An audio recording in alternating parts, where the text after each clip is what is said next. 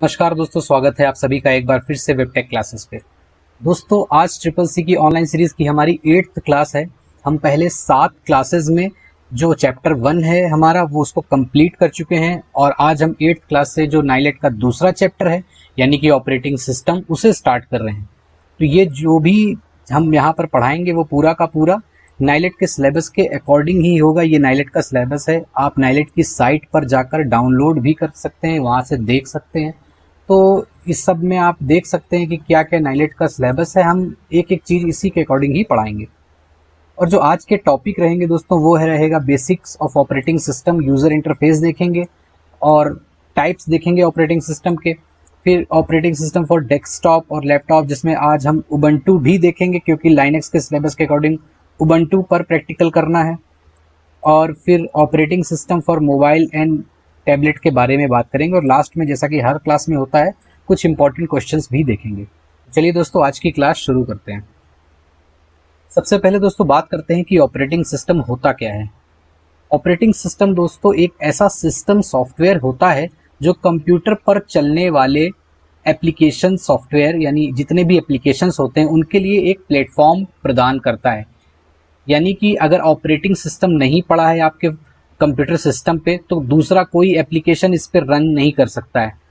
किसी भी एप्लीकेशन को रन करने के लिए किसी न किसी प्लेटफॉर्म की ज़रूरत होती है और वो प्लेटफॉर्म क्या होता है, ऑपरेटिंग सिस्टम होता है। इसके साथ ही साथ ऑपरेटिंग सिस्टम कंप्यूटर के सभी काम को मैनेज भी करता है। और इस फिगर से दोस्तों आप ऑपरेटिंग सिस्टम का काम समझने की कोशिश करिए। देखिए जो एक यूज़र है वो एप्लीकेशन सॉफ्टवेयर से कम्युनिकेशन कर रहा है। ये जो ब्लू एरो है वो एप्लीकेशन सॉफ्टवेयर की तरफ जा रहा है यूज़र से। तो यूज़र ने कोई कमांड दी, वो सबसे पहले एप्लीकेशन सॉफ्टवेयर के पास जाती है। फिर एप्लीकेशन सॉफ्टवेयर ऑपरेटिंग सिस्टम से कम्युनिकेट करता है और ऑपरेटिंग सिस्टम कंप्यूटर हार्डवेयर से कम्युनिकेट करता है।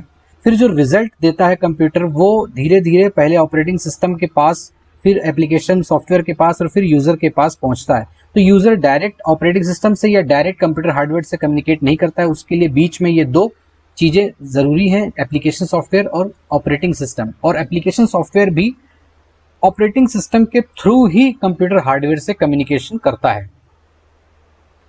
इसको थोड़ा और आसान शब्दों में जैसे मैं आपको बताऊं, सपोज करिए आपको अपने मोबाइल पे या लैपटॉप पे या डेस्कटॉप पे कोई मूवी देखनी है, तो आप क्या करेंगे, उस मूवी पे अगर लैपटॉप पे है तो डबल क्लिक करेंगे, वो मूवी चल जाएगी और आपके कंप्यूटर स्क्रीन पर आपको वो दिखने लगेगी और स्पीकर्स में उसकी आवाज़ आने लगेगी। तो हुआ कैसे, आपने यूज़र ने एप्लीकेशन यानी जो भी एप्लीकेशन आप यूज़ कर रहे थे जैसे कि VLC प्लेयर होता है या फिर मोबाइल पे MX प्लेयर होता है या कोई भी और प्लेयर जो मीडिया प्लेयर होते हैं, उस पे आपने क्लिक किया है ना, आपने उस एप्लीकेशन पे क्लिक किया। तो जैसे ही क्लिक किया तो वो कमांड ऑपरेटिंग सिस्टम के पास चली जाती है इंटरनली कि ये मूवी को प्ले करना है। फिर ऑपरेटिंग सिस्टम उस मूवी को रीड करता है जहां भी मेमोरी में पड़ी होती है, और वो मेमोरी क्या है, कंप्यूटर हार्डवेयर का पार्ट है। तो ऑपरेटिंग सिस्टम कहाँ से उठा रहा है, हार्डवेयर से उठा रहा है, और फिर वो MX प्लेयर पे या VLC पे शो करता है। और जो आपका आउटपुट डिवाइस होती है, जो मॉनिटर होता है या स्पीकर होता है, उस पे आपको आउटपुट मिल जाता है ना। तो इस तरीके से कम्युनिकेशन होता है। अब बात करते हैं दोस्तों फंक्शंस ऑफ ऑपरेटिंग सिस्टम की, यानी ऑपरेटिंग सिस्टम के कार्य क्या होते हैं।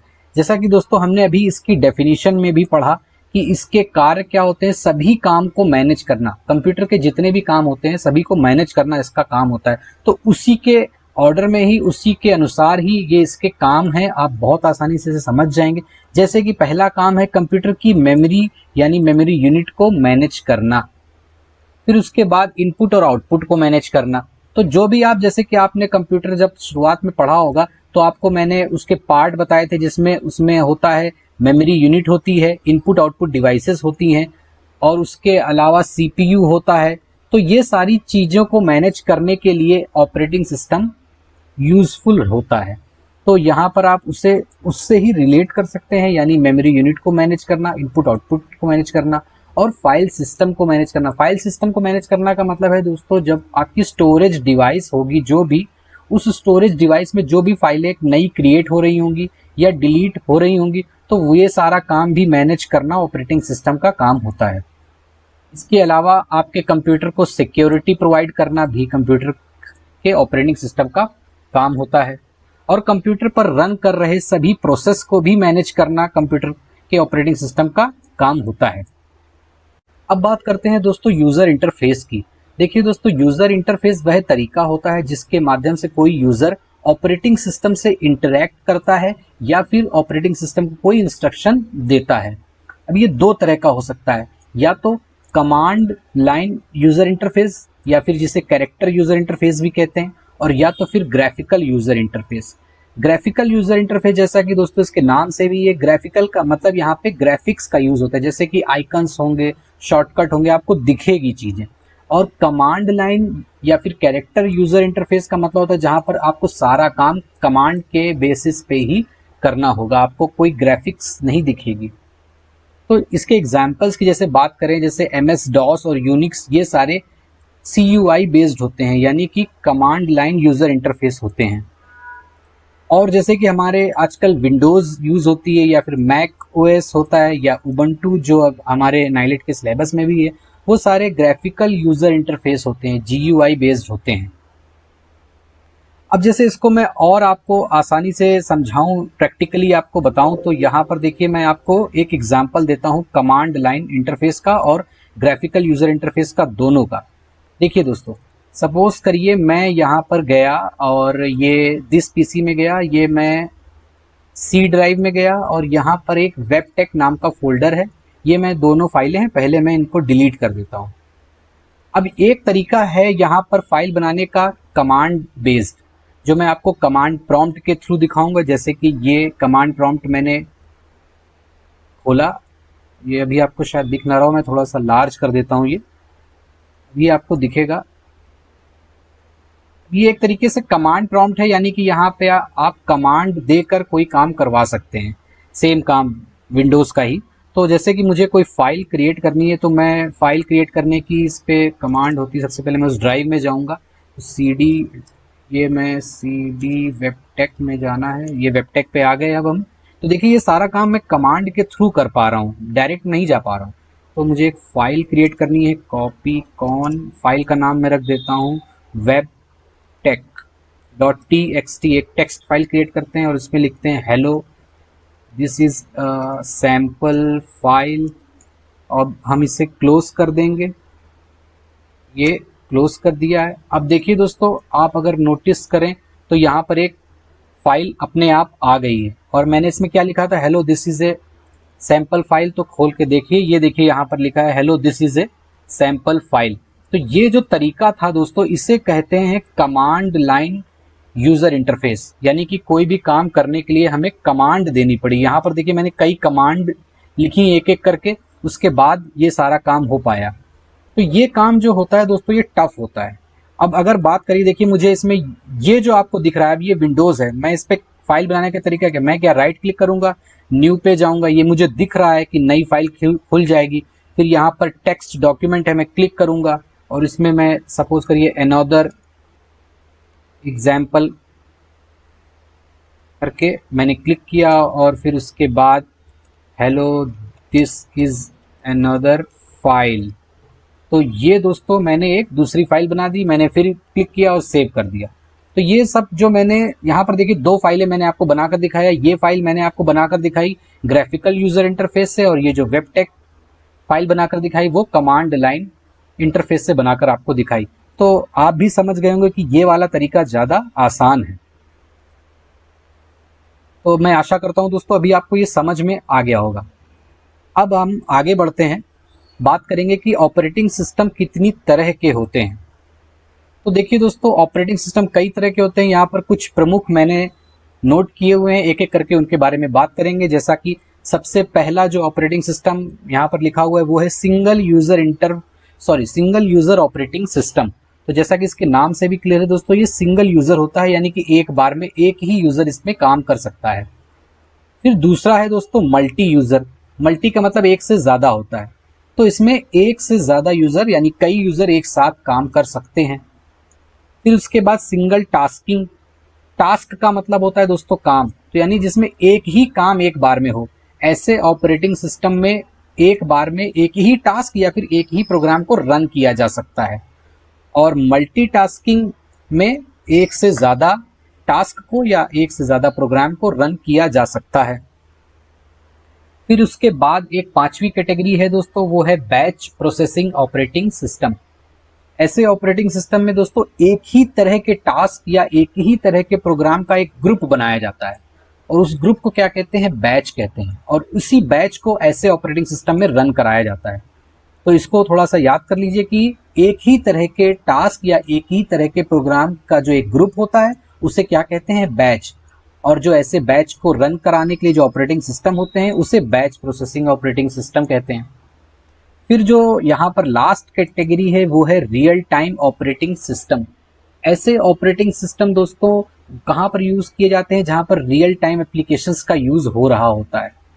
कहाँ पर हो रहा होता है, जैसे कि सपोज करिए auto pilot system on airplane. जैसे एयरप्लेन्स में जनरली ऑटो पायलट मोड पे भी प्लेन उड़ता रहता है, यानी उसकी कितनी स्पीड है, किस डायरेक्शन में जाना है, ये सारा कुछ जो उसके अंदर ऑपरेटिंग सिस्टम पड़ा होता है, रियल टाइम ऑपरेटिंग सिस्टम, ये सब डिसाइड करता है। या फिर रोबोटिक्स में भी इसका यूज किया जाता है। तो ये इतने सेंसिटिव होते हैं, काम करने के लिए यहाँ पर टाइम बहुत कम होता है, यानी जो प्रोसेस होता है उसको फिक्स्ड टाइम में कंप्लीट करना होता है, वरना सिस्टम फेल हो सकता है। इसलिए इन ऐसे ऑपरेटिंग सिस्टम स्पेसिफिकली ऐसे काम के लिए ही बनाए जाते हैं और इन्हें रियल टाइम ऑपरेटिंग सिस्टम कहते हैं। अब दोस्तों बात करते हैं हम operating system for laptop and desktop की। देखिए दोस्तों, लैपटॉप और डेस्कटॉप में जो ऑपरेटिंग सिस्टम यूज होते हैं वो दो तरह के हो सकते हैं। एक हो सकते हैं जो कमांड यूजर इंटरफेस हो, जैसा कि मैंने अभी आपको दिखाया भी, यूनिक्स उनमें से एक है। Unix command line user interface होता है, सारा काम इसमें कमांड के थ्रू ही होता है। और जो आप हमारे विंडोज होते हैं, एमएस का मतलब है दोस्तों माइक्रोसॉफ्ट, तो शॉर्ट फॉर्म में लिखा जाता है एमएस। तो जो विंडोज की जो पूरी सीरीज है, जैसे कि एक्सपी, फिर विंडोज 7, फिर विंडोज विस्टा भी इसमें आई थी, विंडोज 8, विंडोज 10, तो ये सारी विंडोज की सीरीज हैं। ये सारे के सारे GUI बेस्ड हैं। GUI मतलब ग्राफिकल यूजर इंटरफेस, जैसा कि मैंने अभी आपको दिखाया। ये जो ऑपरेटिंग सिस्टम इस समय आप देख रहे थे वो भी विंडोज 10 है और वो ग्राफिकल यूजर इंटरफेस है। फिर उसके बाद देखिए दोस्तों, लाइनेक्स ये एक ओपन सोर्स ऑपरेटिंग सिस्टम है। इससे पहले वाली क्लास में जब मैंने आपको ओपन सोर्स सॉफ्टवेयर बताए थे, तो याद है आपको मैंने क्या बताया था ओपन सोर्स की डेफिनेशन, ऐसे सॉफ्टवेयर जिनका जो सोर्स कोड होता है वो अवेलेबल होता है। तो उसी तरीके से जो लाइनेक्स है वो भी ओपन सोर्स है, यानी इसका सोर्स कोड अवेलेबल है। और जो उबुंटू है जो हमारे नाइलेट के सिलेबस में है वो लाइनेक्स बेस्ड एक ऑपरेटिंग सिस्टम है। तो इस पर भी क्वेश्चन आ सकता है, आप इसको याद रख लीजिए कि उबुंटू लाइनेक्स बेस्ड है और लाइनेक्स ओपन सोर्स है। फिर देखिए दोस्तों, यहाँ पर मैक ओएस लिखा है। ये ऑपरेटिंग सिस्टम एप्पल कंपनी के द्वारा बनाया गया है। और ये माइक्रोसॉफ्ट ऑफिस का भी एक डॉस आता था, डिस्क ऑपरेटिंग सिस्टम, जिसका फुल फॉर्म होता था, वो भी CUI यानी कमांड लाइन यूजर इंटरफेस होता था। अब हम बात करेंगे दोस्तों operating system for mobile and tablet की। देखिए दोस्तों, मोबाइल और टैबलेट में भी जैसे कि लैपटॉप और डेस्कटॉप में कई अलग अलग तरह के ऑपरेटिंग सिस्टम यहाँ पर आपको देखने को मिल रहे हैं, ठीक उसी तरीके से मोबाइल और टैबलेट में भी अलग अलग तरह के ऑपरेटिंग सिस्टम आपको देखने को मिलते हैं। जैसे कि सबसे ज़्यादा यूज होने वाला हमारा जो ऑपरेटिंग सिस्टम मोबाइल का है वो होता है एंड्रॉयड। और एंड्रॉयड दोस्तों गूगल कंपनी ने सन 2008 में डेवलप किया था। और दोस्तों इंटरेस्टिंग बात यह है कि ये भी Linux based open source operating system है, यानी कि आपका एंड्रॉयड भी लाइनेक्स बेस्ड है, इसमें भी लाइनेक्स के कुछ फीचर्स यूज किए गए हैं।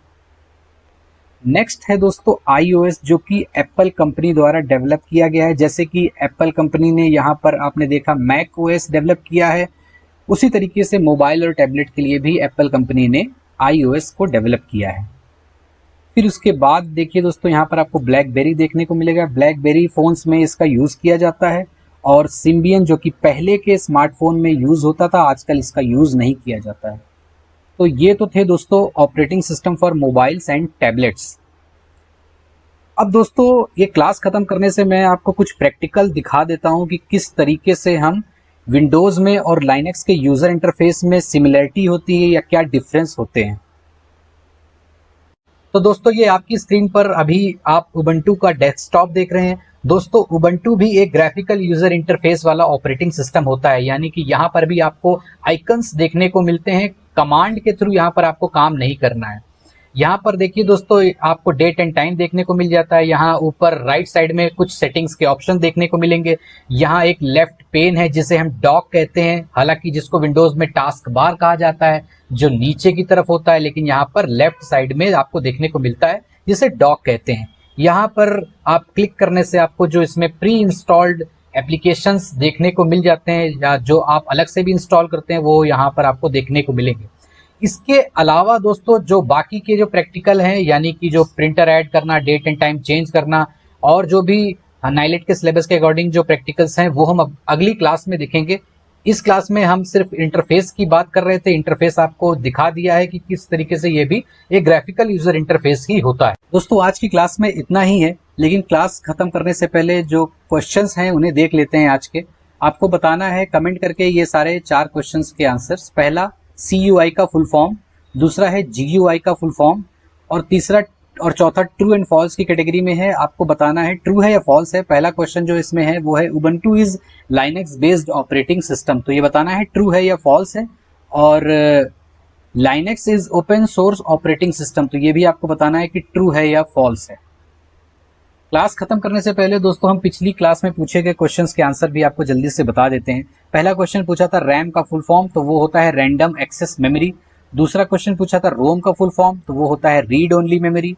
तीसरा क्वेश्चन बिट का फुल फॉर्म पूछा था, तो वो होता है बाइनरी डिजिट। और चौथा क्वेश्चन था कि byte is the smallest measurement unit for memory, तो दोस्तों ये फॉल्स है, बाइट नहीं बिट होता है स्मॉलेस्ट मेजरमेंट यूनिट। और पांचवा क्वेश्चन था दोस्तों रोम इज वोलाटाइल मेमोरी, तो ये भी फॉल्स है दोस्तों, रोम नॉन वोलाटाइल होता है, रैम वोलाटाइल होता है। दोस्तों अगर आपको ये क्लास, ये वीडियो पसंद आई है तो वीडियो को लाइक जरूर कीजिए और अपने दोस्तों के साथ शेयर जरूर कीजिए। और अगर इस चैनल पर नए हैं तो इस चैनल को सब्सक्राइब जरूर कीजिए। थैंक यू दोस्तों, थैंक यू फॉर वॉचिंग।